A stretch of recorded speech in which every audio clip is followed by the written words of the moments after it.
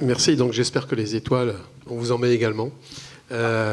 Et qu'on les construit effectivement ensemble. En tout cas, c'est l'esprit dans lequel on travaille, vous l'avez compris, hein, et que vous avez travaillé, parce que même avant que je n'arrive, parce que ça fait qu'un an que je suis arrivé, vous avez commencé un peu avant, printemps, début d'année, effectivement, 2018. Et pour Cyril, je pense que c'est un vieux combat, puisqu'il l'a évoqué effectivement donc, ce matin.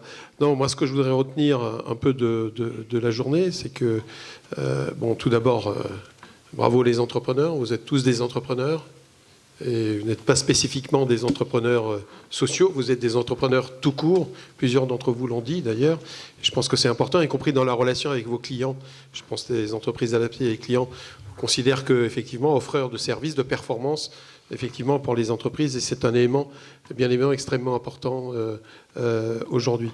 Ce que je voulais retenir également, c'est voilà, cette formidable possibilité pour le secteur adapté d'étendre son activité à des secteurs multiples, à sortir un peu des sentiers battus. Donc c'était déjà un peu le cas, mais je crois que les perspectives de développement, j'ai vu ici, hier soir à FPA, ce matin à l'APF et cet après-midi chez Safran d'ailleurs, en dehors, en marge du salon, bien évidemment, ici. Ce que je retiens, c'est qu'effectivement, rien n'est impossible en termes de développement d'activité. Je pense à l'industrie, je pense au secteur de la production agricole, de la transformation alimentaire. Bien évidemment, tous les services sont largement représentés dans les entreprises adaptées. Le secteur également du bâtiment. Donc on a là des possibilités effectivement multiples, et la diversité de vos activités est bien évidemment aussi un élément extrêmement important de développement.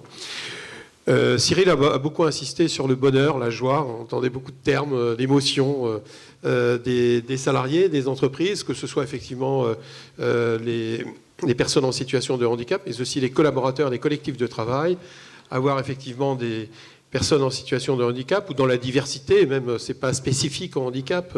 Je remettais il y a 2 jours les trophées de la diversité avec Olivier Dussopt, le ministre de la fonction publique, aussi dans le secteur public, dans les établissements culturels, mais aussi dans des entreprises.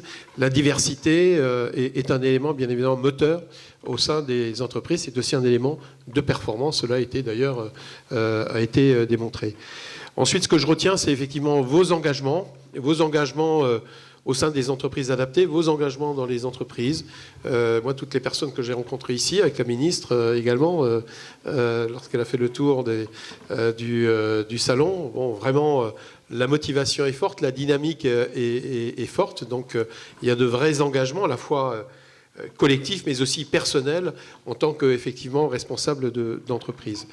La co-construction, Cyril l'a évoqué, et je nous le dis collectivement, je pense qu'on a tout à gagner.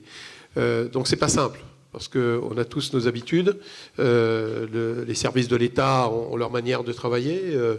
La GFIP, vos propres raisons, les collectivités locales. Mais je crois qu'effectivement, si on co-construit, eh bien, on va plus fort, plus loin et plus vite.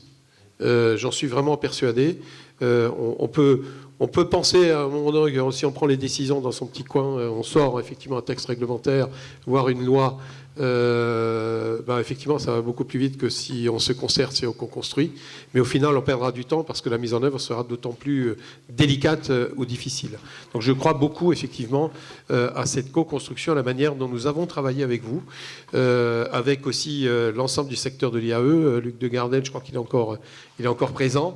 C'est bien évidemment un élément important, et j'allais dire au moment aussi où on essaye de transformer aussi l'action de l'État, hein, et c'est vrai au plus près du terrain, donc c'est pas évident. Enfin, moi, je pense que dans le mouvement des Gilets jaunes d'ailleurs, un des sujets, c'est que les personnes ont des fois l'impression qu'on est loin, que les décisions viennent du sommet et qu'il n'y a pas assez de marge de manœuvre au plan territorial, au plan local, que ce soit dans les services administratifs, que ce soit effectivement dans la prise en compte de tel ou tel dossier. Je crois que c'est vraiment le sens de l'action du gouvernement que de responsabiliser les décisions individuelles et, j'allais dire, le plus possible de décisions collectives au plus près effectivement donc, du terrain. Voilà.